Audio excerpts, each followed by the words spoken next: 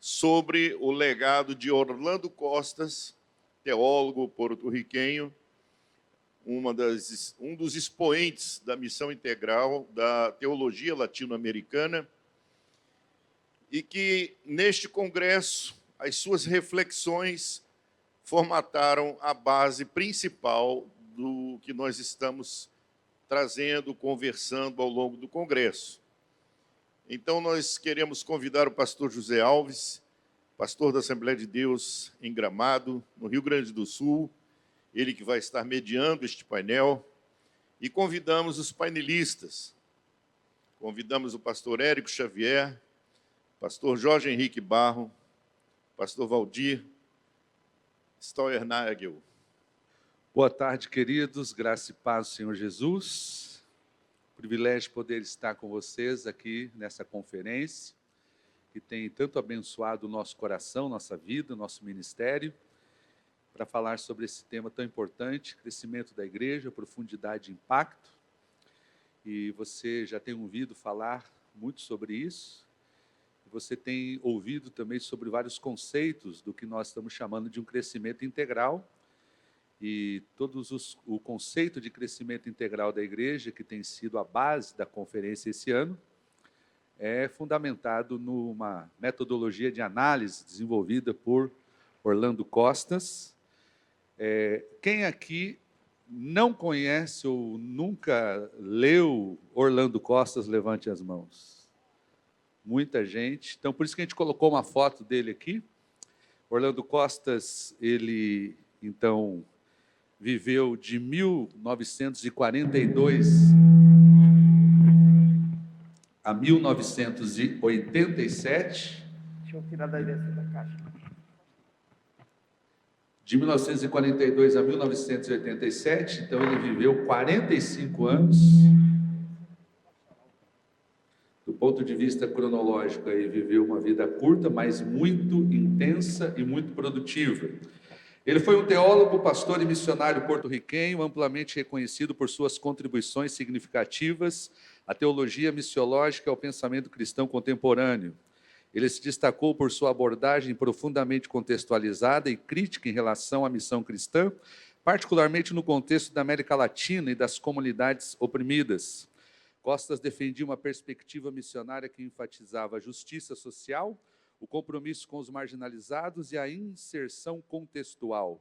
Seus trabalhos desafiavam atitudes coloniais e etnocêntricas na missão, apontando para a necessidade de um evangelho que dialogasse com a realidade sociopolítica das comunidades pobres e exploradas. Em sua curta, mas impactante vida, Orlando Henrique Costas deixou um legado de teologia radicalmente comprometida com o evangelho, a justiça e reconciliação. Sua reflexão continua a inspirar e desafiar teólogos missionários e líderes religiosos ao redor do mundo. Eu digo que Orlando Costas é como Abel, né? Mesmo depois de morto ainda fala. Não é a sua teologia, por isso que o nosso tema é Orlando Costas e o seu legado para a Igreja Evangélica Brasileira. Nós temos aqui como os nossos painelistas, Dr. Valdir Steuernagel.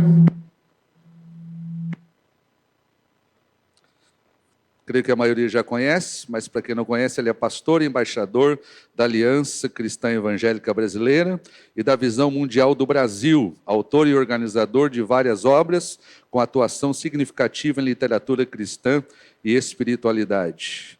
Dr. Jorge Henrique Barro, pastor, diretor executivo-geral da Faculdade Teológica Sul-Americana, professor titular nessa instituição, pastor, autor e conferencista, e o Dr. Érico Tadeu Xavier, pastor, doutor em teologia pela PUC Rio de Janeiro, coordenador do curso de teologia da Faculdade de Malta, em Teresina, Piauí, onde também é professor. Em sua atividade eclesiástica, atuou em Moçambique, Bolívia e no Brasil, sendo autor de vários livros, conteudista e visitante em diversas instituições. Então, aqui está o Dr. Jorge, o Dr. Valdir e o Dr. Érico, para aqueles que não ainda os conhecem. Vou fazer uma pergunta, essa é uma pergunta que cada um vai responder, 3 minutos para cada um. E a pergunta é: Você conheceu pessoalmente Dr. Orlando Costas e como a teologia de Costas ajudou em sua jornada teológica e ministerial? Vamos começar com o pastor Valdir. Você conheceu pessoalmente Orlando Costas? Sim. E como que a teologia dele, não é? Como um bom alemão, ele é direto. Costas. Não, o alemão é o Valdir. Você conheceu pessoalmente? Como foi a sua experiência na sua jornada com ele? Eu acho que uma das coisas importantes com alguns desses mentores nossos, né, é que a teologia não era uma coisa separada da vida, né? A cabeça deles não estava separada da vida da igreja e também da vida cotidiana. Então, quando eu penso no Orlando Costas, mais do que tudo, eu tenho diante de mim a imagem dele, porque, de fato, eu conheci ele pessoalmente. Eu tive num dos encontros com ele, foi na Coreia do Sul, e eu nem tinha inglês direito, eu suava para cacete naqueles eventos que eu não conseguia me entender direito, e Orlando Costas estava lá também, e quando terminava, tinha um intervalo, ele sempre queria ir para um lugar muito perto do evento que jogava uma espécie de beisebol. Então pegava aquele beisebol e jogava. Tá? Então, Orlando Costas era uma pessoa lúdica, era uma pessoa barulhenta, gostava de comida, era criativo, né? E ao mesmo tempo era ansioso. Assim, por isso que ele escreveu a quantidade de coisas, né? Então, assim, ele era ele era grande, ele era expressivo, e essa é a imagem que eu tenho dele. Uma usina nuclear. Vou passar agora ao Dr. Jorge, que também tem uma influência grande de Costas na sua teologia. Inclusive, o mano dele, Dr. Antônio Carlos, foi o primeiro a escrever uma tese de doutorado sobre Orlando Costas no Fuller. Por favor, doutor Jorge. Exatamente. Não, eu não tive o privilégio de conhecer o Costas pessoalmente, mas eu posso dizer que ele salvou a minha vida e o meu ministério. Quando eu estava terminando, em 87, foi quando eu recebi a notícia da morte dele no Seminário Presbiteriano do Norte, aqui em Recife, que eu estudei aqui. Quando ele faleceu de câncer, com 45 anos, tinha uma laranja no estômago, né? Câncer fulminante em 6 meses, descobriu ele morreu. Mas eu vivi, no último momento da minha jornada como seminarista, uma crise profunda sobre uma pergunta: o que um pastor faz? Qual é a tarefa de um pastor? Fiquei 4 anos e meio estudando teologia, não consegui essa resposta.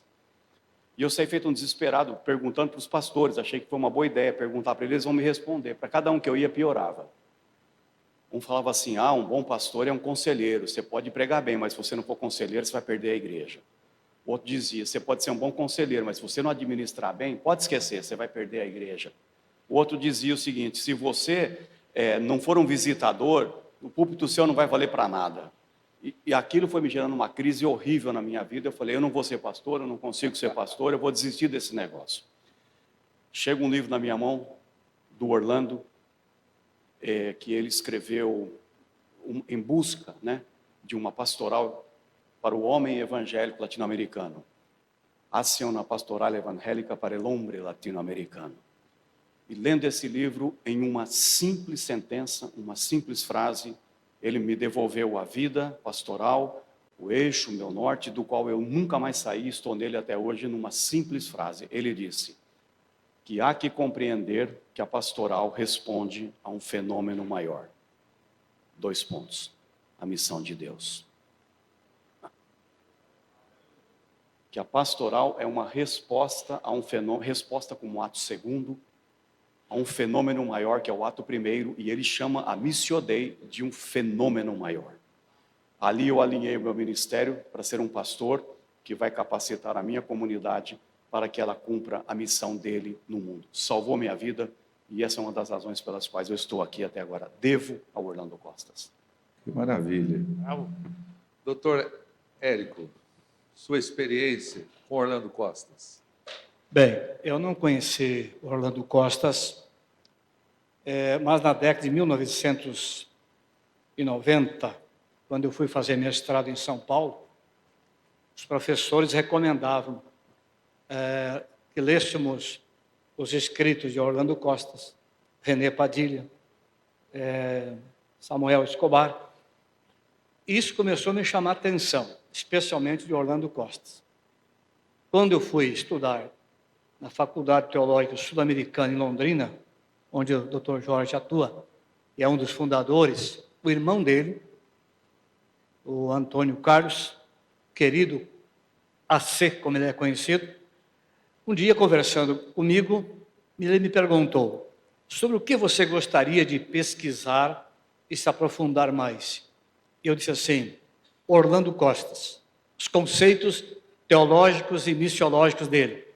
Ele disse, rapaz, pois eu tenho uma tese sobre ele. Você tem que ir nesse caminho. E ele me motivou muito, e somos grandes amigos até hoje. É amigo mesmo, até ele me chama de irmão, somos irmãos. É como quase que de sangue. Então, por que Orlando Costas chamou a minha atenção? Seus conceitos. Aí tem um detalhe que eu nunca falei, certo? Dentre vocês da Faculdade Teológica Sul-Americana. É que desde o início do meu ministério, como pastor, eu tinha o entendimento de que missão não era só pregar o evangelho e batizar gente, pregar e batizar. Que a missão era mais ampla e que tinha que atingir o ser humano em todas as áreas dele. E comecei a ver isso em Orlando Costas e me identifiquei com isso.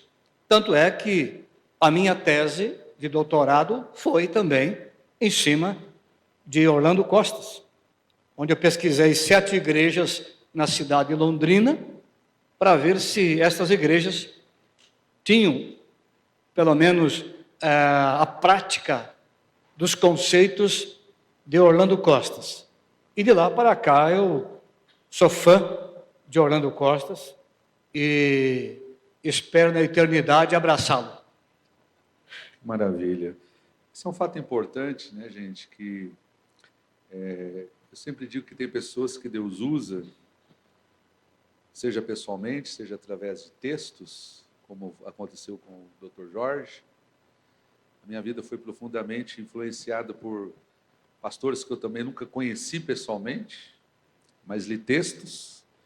Me apaixonei pela missão urbana, lendo um livro do Dr. Jorge, Ações Pastorais da Igreja para com a Cidade, e aí eu nunca mais consegui ler a Bíblia do mesmo jeito, sempre com a ótica da missão de Deus na cidade.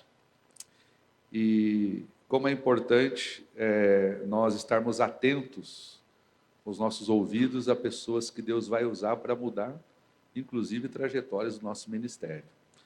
Quero continuar com o Dr. Érico. Você escreveu a obra Orlando Costas, Desafios para a Igreja na América Latina, e nela você fala, não é, de maneira bem detalhada sobre o método de análise, podemos assim dizer, de crescimento integral da igreja que Costas desenvolveu a partir de 4 dimensões: numérica, orgânica, conceitual e diaconal. Se vocês olharem várias das plenárias aqui da conferência, é para falar sobre essas dimensões. Então, um spoilerzinho aí, pelo menos de maneira objetiva, o que quer dizer cada uma dessas dimensões: numérica, orgânica, conceitual e diaconal. Em outras palavras, crescimento integral da igreja. Orlando Costas entendeu que apenas pensar em crescimento numérico, membros, novos adeptos, novas conversões, novos batismos, pode encher a igreja, crescer, mas nem sempre de forma saudável. E que para uma igreja ser saudável, ter um crescimento verdadeiro, não pode ficar presa ao crescimento numérico, mas também orgânico, que tem a ver com a estrutura da igreja, a sua liderança, as suas finanças, seu espaço, sua visão de igreja. E tem outra dimensão que é a conceitual, né? Que é o crescimento no entendimento bíblico, doutrinário, teológico da igreja, e também, evidentemente, que da missão da igreja. E, por último, a dimensão diaconal, que é o serviço, digamos, fora dos muros da igreja. É se inserir na sociedade, é atender o desvalido, o desprezado, o ignorado, o rejeitado, é amar o próximo. Então, a igreja, para ser saudável e crescer de forma saudável, simultaneamente, ela tem que crescer nessas 4 dimensões. Claro que numericamente é importante. Imagina parar de evangelizar, parar de batizar, parar de ganhar almas. Então, numérico, sim. Orgânico. O que adianta ter uma igreja com 500 membros e não ter liderança para cuidar dela? Por exemplo, as finanças não serem suficientes, o espaço físico não ser suficiente. Então, tem que acompanhar o crescimento numérico,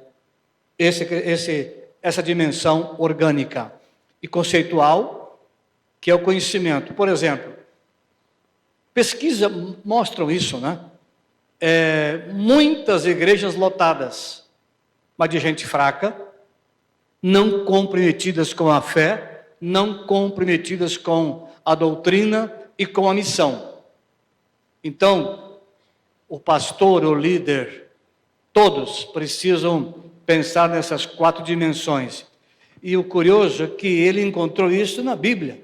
Não foi uma invenção da cabeça de Orlando Costas. Em Atos capítulo 2, 42 a 47, fala claramente dessas 4 dimensões. E depois, espalhada no livro de Atos, você se depara com essas dimensões também. Então, claro que no livro eu vou mais a fundo sobre cada uma delas, né? E aqui teremos palestras que vão detalhar cada uma também. Mas esta é uma visão integral de missão e de crescimento de igreja. Muito obrigado. Então, quando você for ouvir as palestras e aparecer essas palavras aí, hoje à noite vão ter 2 dimensões sendo ministradas nas 2 plenárias, amanhã também, então você fique atento, porque são método de análise de crescimento integral que o Orlando Costas deixou como um dos seus legados e que até hoje é extremamente útil para o desenvolvimento de ministérios e lideranças. Pastor Valdir,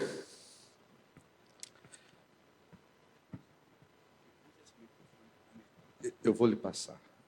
De que maneira o legado missiológico e pastoral de Orlando Costas, de que maneira o legado missiológico e pastoral de Orlando Costas pode inspirar as novas gerações de líderes cristãos a integrar fé, justiça e compromisso social. Integrar fé, justiça e compromisso social em seu testemunho no mundo contemporâneo. O que será que Orlando diria, hein, Jorge? O que será que Orlando diria? Eu estava pensando o que seria... bom, antes de dizer isso, só a importância, né, de a gente ter homens e mulheres que, no passado, nos inspiraram, nos ajudaram, né? Você tem eles, eu tenho, né? E que são pessoas que acabaram marcando a nossa vida, às vezes pessoalmente, às vezes através do material que eles escreveram, né? E eu acho que a Bíblia ela é muito grávida desses testemunhos históricos, né? Quando Paulo fala de Davi, ele diz que Davi foi um homem que serviu a Deus na sua geração, né? Orlando Costas foi um homem que serviu a Deus na sua geração. E é interessante porque ele era porto-riquenho, viveu depois na Costa Rica, e quando faleceu estava nos Estados Unidos, né? Mas ele era evangelista, de fato, né? Na história dele, ele era evangelista. E ele tinha um vozeirão.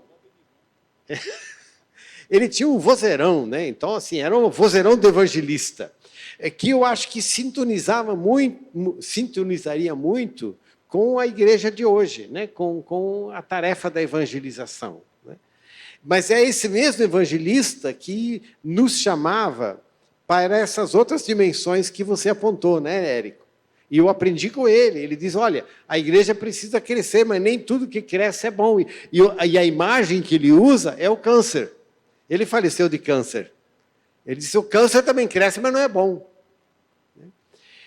Mas uma das coisas que eu estava pensando aqui é que esse evangelista, ao mesmo tempo, era, digamos, entre a turma, aquele que estava mais perto da teologia da libertação, né? Que tinha essa coisa da justiça, da realidade, da encarnação na flor da pele. E dialogava. Orlando Costas não tinha medo do diálogo. E ele gostava, aliás, de uma boa peleia, como a gente diz, né? Então, quando a gente fala que ele era próximo da teologia da libertação, de repente levantam as bandeiras entre vocês, né? Mas, assim, lembra, ele era evangelista. E o que significa que ele era próximo da teologia da libertação? Porque uma das coisas que a teologia da libertação nos ensinou é de que o lugar que nós vivemos, o contexto que nós vivemos, é muito importante. A gente não pode viver a nossa fé como se ela fosse vivida no abstrato. E quando a gente fala na metodologia, né, no método, acho que uma das coisas importantes que a teologia da libertação nos desafiou, e, digamos, os evangélicos foram desafiados, é justamente na questão de como que você processa a realidade, que tipo de leitura, né? A gente falava muito nisso, como que você lê a realidade na qual você está inserido.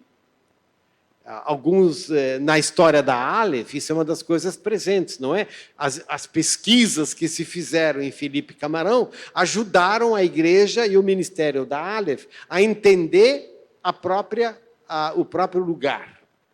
Nessa leitura da realidade, a questão da injustiça era uma questão fundamental nos anos que Orlando Costa estava florescendo. Nessa caminhada da teologia na América Latina, a gente tinha dois grandes assuntos. Um deles era que nós vivíamos em regimes ditatoriais em muitos países. Brasil, Chile, Argentina, né? E por aí vai. E, por outro lado, nós vivíamos problemas enormes de uma injustiça social que se expressava em áreas, na realidade, da fome, né?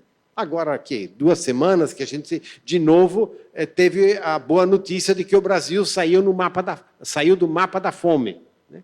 Então, Orlando Costas, ele era o evangelista que pregava o evangelho, mas, ao mesmo tempo, desafiava a missão da igreja a ter uma missão, na realidade, que ajudasse a gente a entender o contexto no qual nós vivemos. Acho que os evangélicos, de uma forma geral, eles são ingênuos na leitura da realidade, né? Eles estão desprovidos de instrumental de leitura da realidade, eles até acham que isso não é necessário, ou é pecado interpretar a realidade. E o que Orlando Costas nos ensina é dizer, não, a gente precisa de uma boa instrumentalidade de ciências sociais, de sociologia, que nos ajude a entender a realidade na qual nós vivemos, e nós precisamos entender essa realidade da perspectiva do outro. Vocês provavelmente estudaram Costas mais do que eu, mas na minha cabeça aqui, que também cabeça de velho é um desastre em si mesmo, mas a minha cabeça me diz que a linguagem que a gente chama de fator Galileia, o papel da Galileia, onde Jesus viveu grande parte do ministério dele, é uma das áreas que Orlando Costas trabalhou, e depois Norberto Saraco também trabalhou. Fator Galileia, isso para mim tem sido uma chave hermenêutica fundamental na minha caminhada pastoral e teológica. E o que significa isso? Jesus não viveu em Jerusalém, Jesus viveu na Galileia, e na época a Galileia era olhada com um sentido de desprezo pela capital, Jerusalém, pelo templo e pelo império. E aí que Jesus gastou grande parte do tempo. Orlando Costa, junto com outros, nos ensinaram de que o lugar onde você está é fundamental para o exercício da missão. E esse lugar precisa ser interpretado a partir do sofrimento, a partir da dor, a partir do pequeno, a partir da periferia. Então, essa teologia não é de cima para baixo, é uma teologia de baixo que envolve a comunidade. Então, para mim, essa seria uma coisa interessante. Como é que Orlando Costa se movimentaria na polarização dos nossos dias, onde a gente não consegue conversar? E ele disse, é preciso conversar. Onde a gente enfatiza a evangelização, ao mesmo tempo onde a gente enfatiza a busca pela justiça e pela diaconia. E essas coisas precisam andar juntas. Nós estamos apanhando hoje para mantê-las juntas. E Orlando Costa diz que a gente não pode desistir. Obrigado, Valdir. Doutor Érico, como você percebe a contribuição de Orlando Costas para a compreensão da missão da igreja hoje? Como você percebe a contribuição de Orlando Costas para a compreensão da missão da igreja hoje? E aqui é um destaque, especialmente diante de desafios globais, como desigualdade, crise ambiental e a fragmentação espiritual nas comunidades cristãs. Qual a contribuição que Orlando Costas, sua teologia, sua missiologia, daria ou dá para a missão da igreja hoje, diante desses desafios? Bem, eu li muito a respeito de Orlando Costas, continuo lendo, estudando, e quanto mais estudo, mais me convenço que os conceitos dele de missão, de eclesiologia, o papel da igreja na sociedade, é mais do que necessário nos dias de hoje. Se a gente levar em conta tudo que ele falou a respeito da missão, da eclesiologia, de uma igreja que sai pelas ruas da cidade, uma igreja que deve estar inserida na sociedade, essa igreja tem que mexer com todas as coisas. Por exemplo, como pode ser uma igreja e ver pelas ruas da cidade gente dormindo nas calçadas, e a gente passa por elas e vai adorar a Deus? Como pode ser igreja se, quando entra alguém na hora do culto, e aí tem uma experiência que eu tomei conhecimento de alguém que entrou mal cheiroso, desalinhado, cabeludo, unhas compridas e sujas, cheirando mal, e ninguém deu um lugar para essa pessoa se assentar. E ela veio e sentou aqui no chão, porque o único lugar que restava é em frente ao púlpito.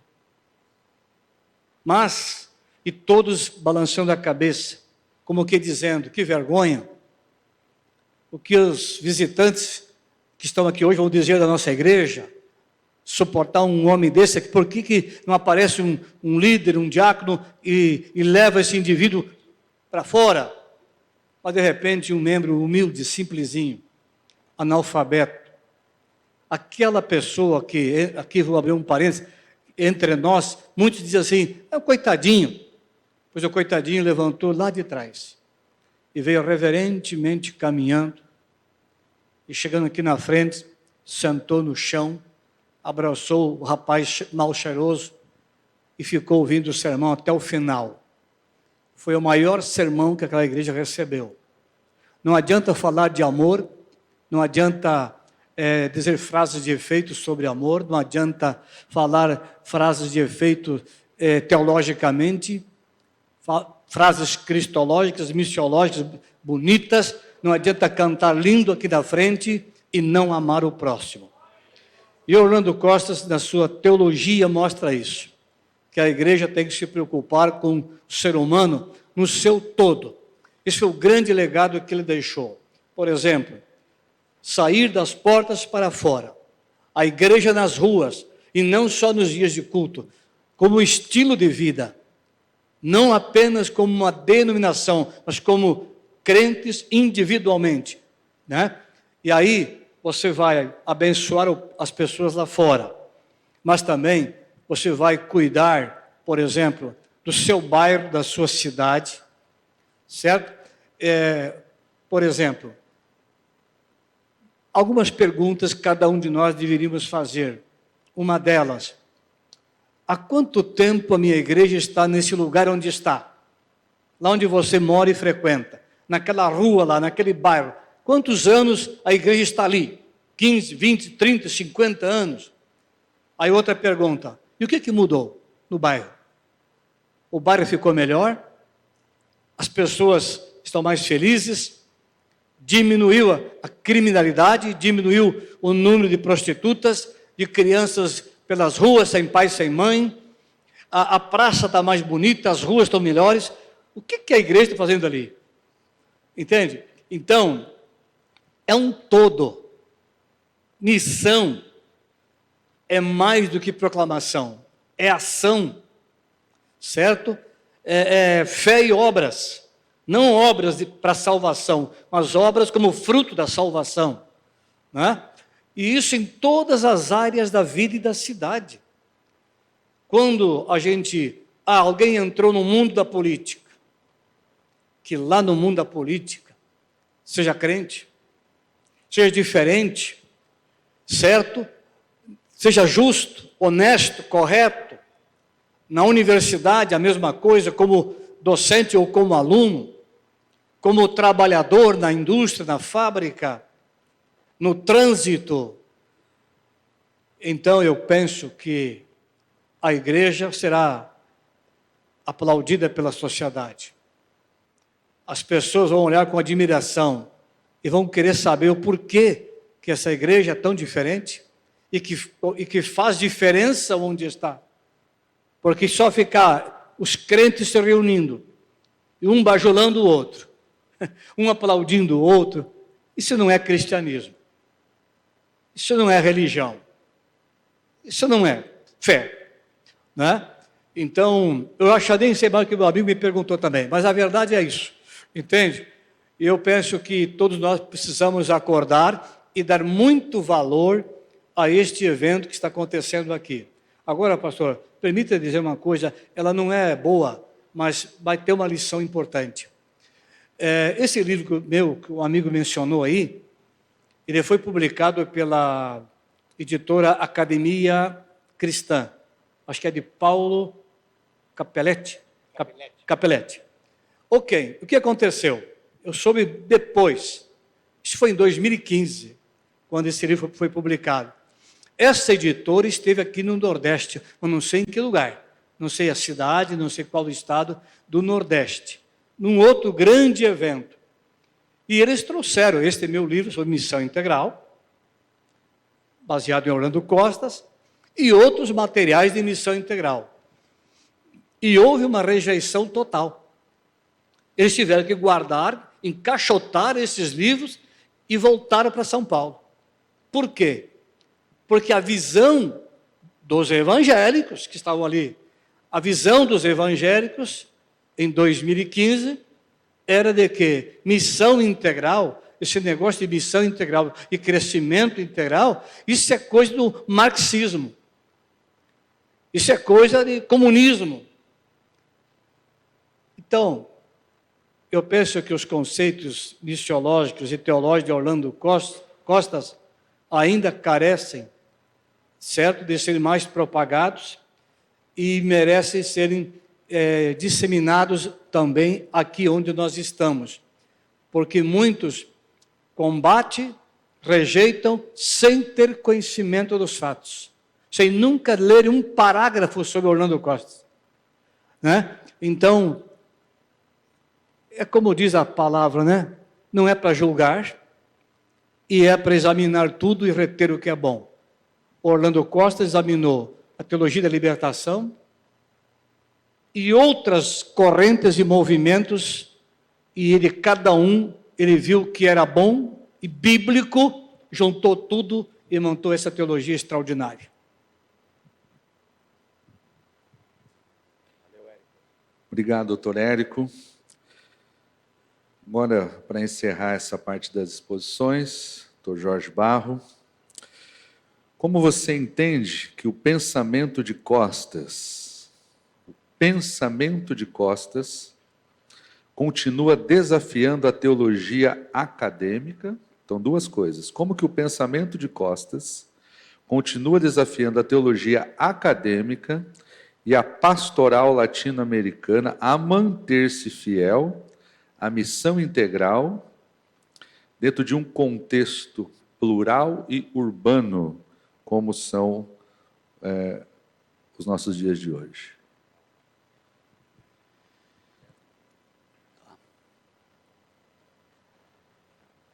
Uma vez o Orlando estava dando uma palestra lá no Fuller, Pasadena, onde eu estudei na Califórnia. E lá estava o Peter Wagner, que escreveu algumas coisas boas e umas não tão boas. Faz parte. Você também faz isso, a gente também faz. E ele teve um embate com o Peter Wagner, e o Peter Wagner com ele muito grande, desse estilo que você falou.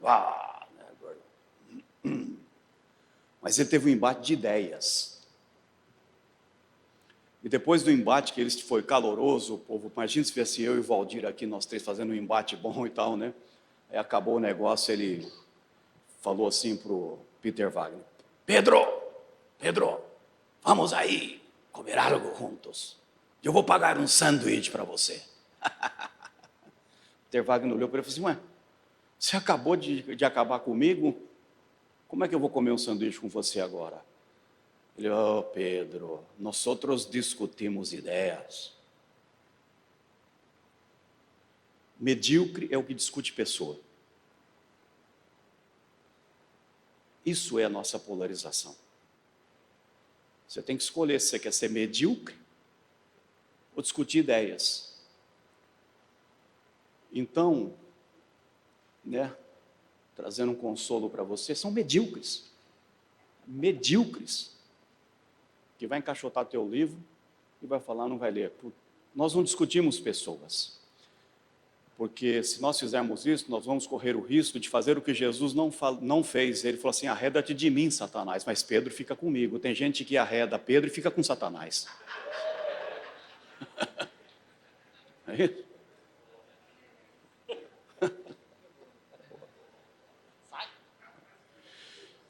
Esse ambiente é um ambiente maravilhoso que nós estamos. Ninguém tem que ter medo de ninguém. Ninguém está pressionando ninguém. Né?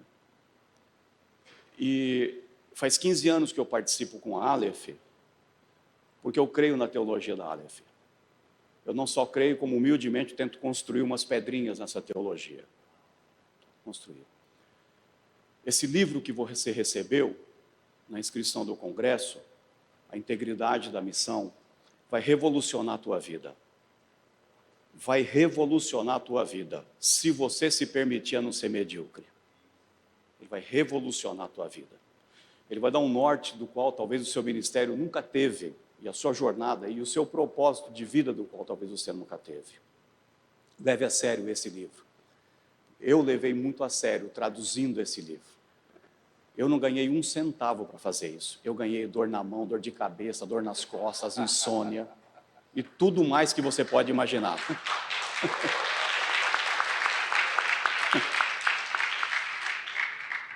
Mas eu não estou falando isso para me vangloriar de absolutamente nada. Eu ser servo de Jesus já é suficiente. Mas, enquanto eu fazia a tradução e li esse livro, o Espírito Santo renovou minha vida. E falou, há esperança. E aí depois, conversando com o Leandro, quando ele falou, nós vamos conseguir entregar na mão de cada congressista, aí o meu coração explodiu de alegria. Explodiu de alegria. E depois, se você quiser ir um pouquinho mais profundo no legado, que foi a pergunta aqui também do Orlando para mim, questão teológica, no capítulo 2 do livro da Aleph, agora eu tenho o meu capítulo lá sobre isso, falando sobre a influência e o legado do Orlando. Então, só dizer para você que tem canais para você seguir. Né? O Orlando, esse grande evangelista, mas eu quero acrescentar mais um detalhe aqui na sua fala, se você me permite, Valdir, que o Orlando foi um grande evangelista, um proclamador das boas novas, mas ao mesmo tempo um grande teólogo. Ah, se todo evangelista fosse teólogo, e se todo teólogo fosse um evangelista. Tiveram uns grandes evangelistas aí que zero de teologia praticamente. Enchiam estádios e multidões, mas uma teologia rasa, sem profundidade, que foi o que ele grande criticou na vida dele. E há grandes teólogos fenomenais que nunca pregaram evangelho para ninguém. Nós não podemos ter essas dicotomias, no more, chega gente, chega. Nós não precisamos mais desses tipos de polarizações de dicotomia. E o Orlando fez de tudo na vida dele para que isso não existisse, porque a teologia dele, do Orlando, dessa integralidade, não separava de forma alguma a proclamação da demonstração do Evangelho, a fé da ação. Sabe por quê? Porque ele não aprendeu isso com ninguém a não ser Jesus Cristo de Nazaré. E tudo que a gente está conversando aqui poderia se resumir a uma única pergunta. A uma única pergunta. Esses que não quiseram ler seu livro, outros que falam isso ou aquilo, se resume uma pergunta que você tem que responder para você e eu tenho que responder para mim. O que é o Evangelho para você? O que é o Evangelho? Se nós parássemos tudo aqui agora, dessemos uma folha em branco para você e disse assim, preencha, escreva, pelo menos uma folha, o que é o Evangelho? Porque é isso que vai dar o norte para a nossa vida. E houve uma consulta sobre isso, lá nos Estados Unidos, e chamaram vários teólogos de alto calibre, e eles tiveram um tempo para responder essa pergunta. O que é o Evangelho para você? Se você tivesse um tempo aqui agora, desse o microfone, responda, o que é o Evangelho para você? Porque disso vai depender tudo. E houve as respostas. Um bispo metodista, depois de que todo mundo tinha falado, ele levantou-se e disse, senhores, o Evangelho é Jesus Cristo de Nazaré. Acabou. O Evangelho é Jesus Cristo de Nazaré. Se ele é o Evangelho, então agora eu e você vamos ter que moldar a nossa vida a partir dele. Porque João nos dá um teste muito mais difícil do que a confissão verbal. Sim, somos confessores, confessamos a Jesus Cristo como Senhor e Salvador, como diz em Romanos 10. Essa é uma parte. Se você perguntar para qualquer pessoa da sua igreja se ela é uma pessoa que conhece a Jesus Cristo, e você vai perguntar por quê, ela vai dizer, porque eu já confessei que Jesus Cristo é o quê? Vocês sabem. Mas quem aqui conhece o teste de João? O teste de João, que é mais profundo do que esse. Quando ele diz, 1 João 2, 5 e 6. Aquele que diz que está nele, e ninguém te força a dizer. Se alguém diz que está nele, esse deve andar como ele andou. Que tal? Você responderia, se alguém te perguntasse assim, você é um cristão? Sim. Por quê? Porque eu ando como ele andou. É muito mais do que confessar ele é o meu Salvador. Recebi a vida eterna. É andar como ele andou. E ninguém mais na América Latina talvez tenha entendido, nos ajudado a entender o que significa andar como ele andou. E quando a gente anda como ele andou, você vai ser acusado, Beelzebu. Hã? Né, Valdir? Quando a gente anda como Jesus andou, alguns vão dizer assim, Beelzebu. Porque andar como Jesus andou é escandaloso. E alguns fundamentalistas e conservadores não aguentam. Esse Jesus, como Orlando Costa chama, dessa América Latina morena, e que Jesus não é o estrangeiro à nossa cultura, nem foi na dele. A gente nunca pode se esquecer que ele é de Nazaré,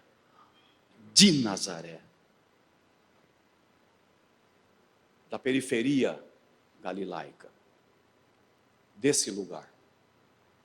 Então, o nosso movimento não quer outra coisa a não ser andar como ele andou. Andar como ele andou. E Lucas nos diz que no andar dele, na boca de 2 discípulos, Cleopas e o outro a gente nem sabe, se não sabe, muito provavelmente é porque era uma mulher e muito provavelmente era um casal, porque essa era a lógica do judeu na época. Muito possivelmente um casal voltando de Jerusalém, frustrados com a vida, decepcionados porque havia crucificado o Senhor da vida deles, eles vão andando a caminho de Emaús. E quando eles estão indo a caminho de Emaús, você conhece a história, Jesus se interpõe, vão conversando com eles, e ali tem a maior definição que eu reconheço na Bíblia sobre o que Jesus fez.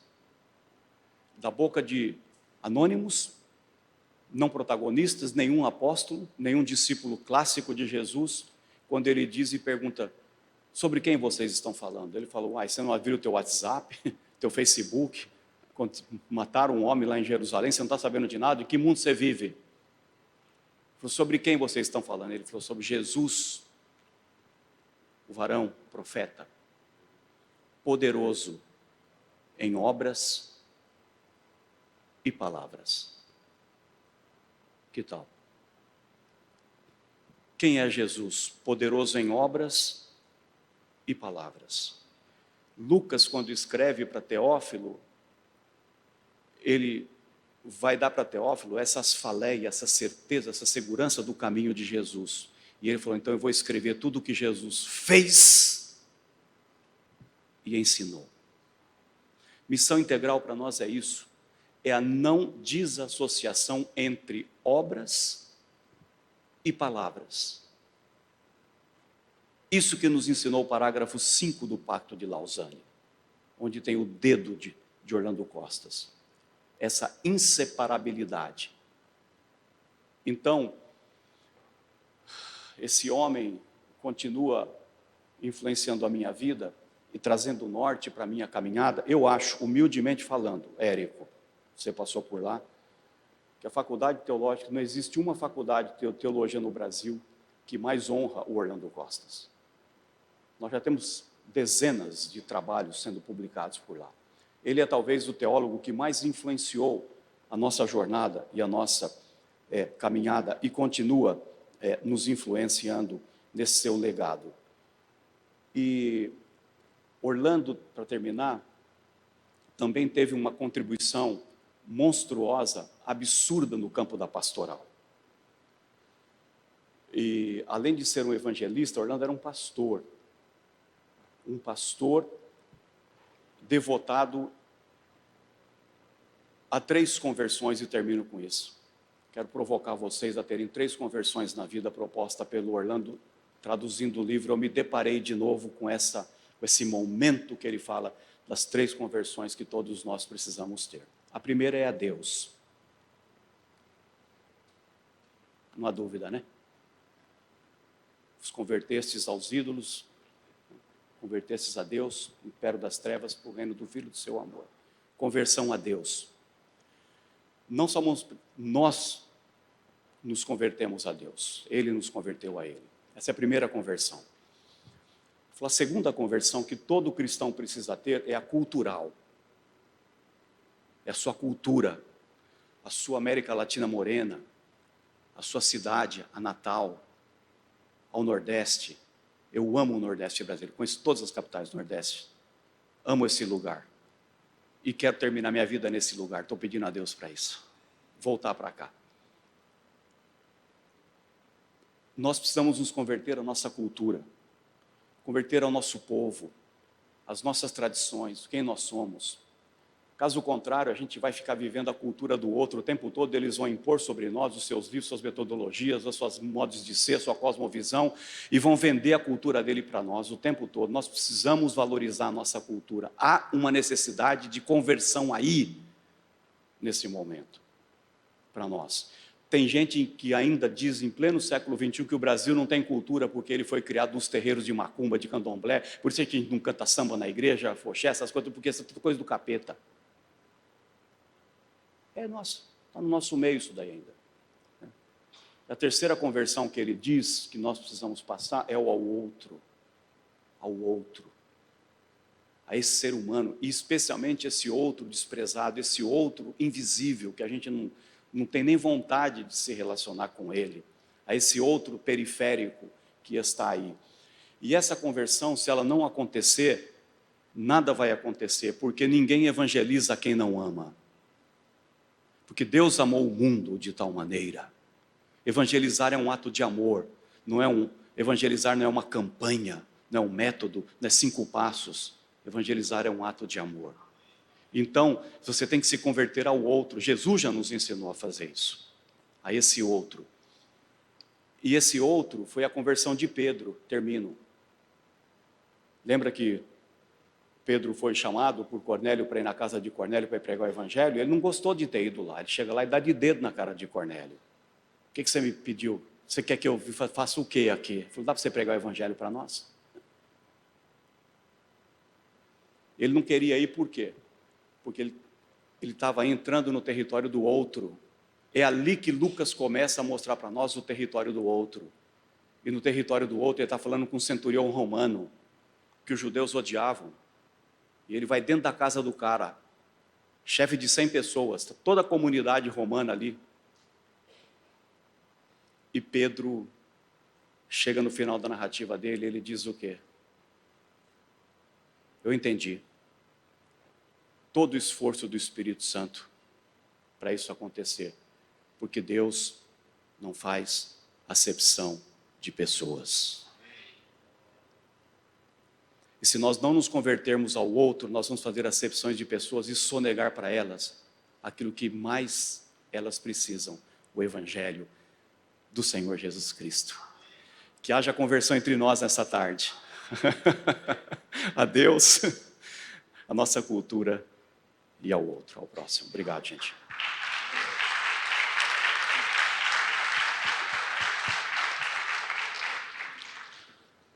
Leandro, podemos fazer as perguntas? Pode? Temos aí alguns minutos. Alguém gostaria de fazer perguntas aqui aos nossos painelistas? Levante a mão e alguém leva o microfone a você. Pergunta, gente.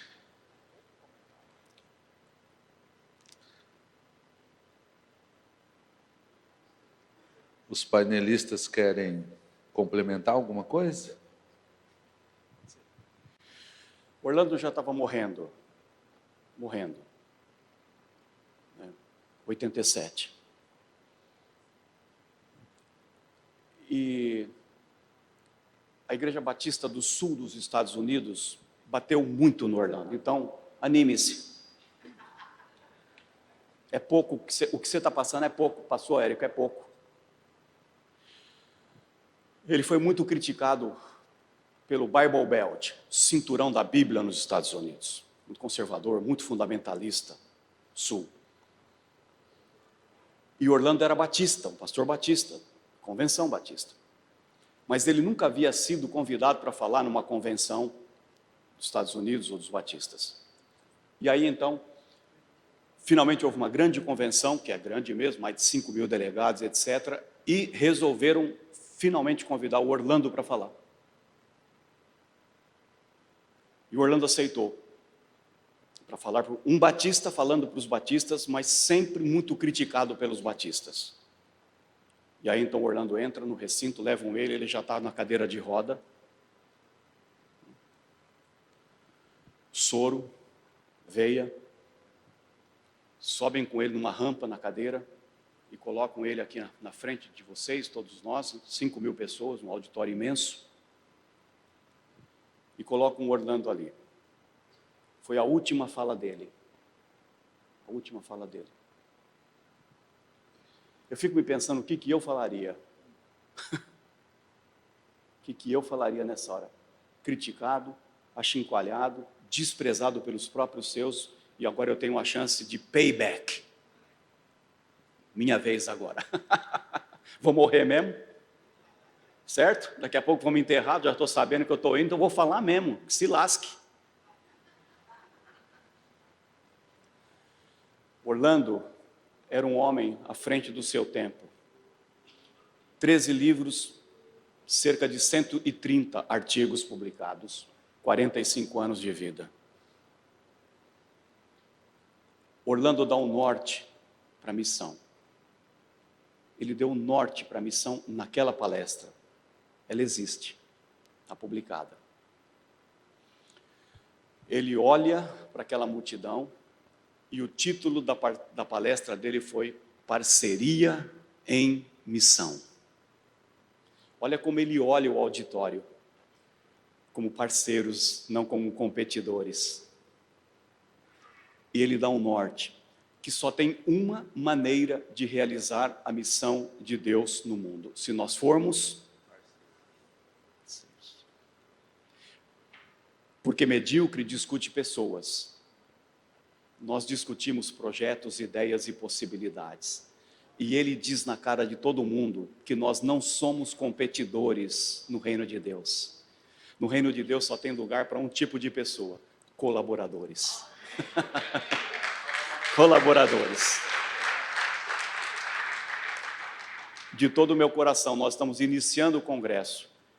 Eu espero que não haja nenhum outro sentimento entre nós durante todo o nosso congresso e as nossas reflexões. O sentimento de que nós somos parceiros do reino. Um reino que é feito de amigos e amigas, um reino que é feito de colaboradores e colaboradoras. E o Orlando Costas nos deu esse norte, e o legado dele está entre nós nesse congresso.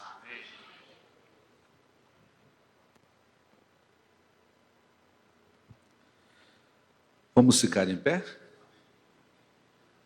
Obrigado, Dr. Jorge, por esse último insight. Vamos terminar em parceria esse painel, em oração? Sim ou não, gente? Congresso de missão sem oração não tem graça, né? Então, quero que você procure aí pelo menos uma ou duas pessoas que você ainda não conhece, você não veio com elas. Eu quero que você fique do lado dela, você abrace ela. Você vai colocar as mãos no ombro dessa pessoa e você vai orar por essa pessoa. E agora, procure alguém que você não conhece ainda. Sai do seu lugar, vamos fazer uma bagunça aí. Se apresenta para essa pessoa, fala o seu nome, pede para ela se apresentar. Diz que você vai orar por ela, pela missão de Deus na vida dela, e que ela seja um instrumento poderoso do Senhor. Se você já se apresentou, coloque as mãos no ombro dessa pessoa, desse querido irmão e dessa irmã. E eu gostaria que nesse momento você levantasse a sua voz em oração, em nome de Jesus. Levante a sua voz em oração, levante a sua voz em oração, interceda por ela. Que essa pessoa ouça você orar por ela, que você ouça ela orar por você nessa tarde. Vamos permitir que o Espírito de Deus, aleluia, traga uma atmosfera dos céus, que todas as barreiras, que tudo aquilo que nos separa, tudo aquilo que nos fragmenta, caia por terra em nome de Jesus. Senhor, nessa tarde nós estamos aqui, Senhor, como igreja. Sim, Senhor, são várias denominações representadas, mas uma só igreja.